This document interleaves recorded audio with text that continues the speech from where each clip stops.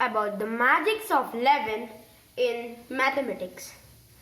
For that, I am telling you the tricks of multiplication by 11. Let's take a question like 23 multiplied by 11.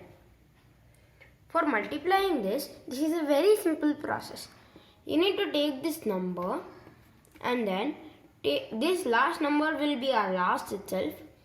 The second number will be the sum, their sum. 2 plus 3 gives you 5 and 2 over here. So your answer will be 253.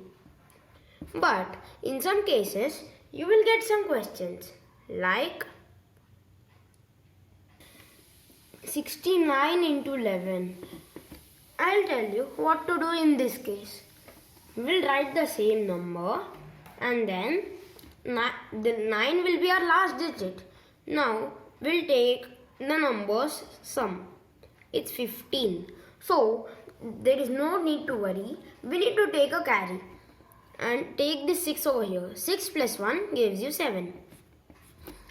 This is the simple trick behind this, the multiplication of 11.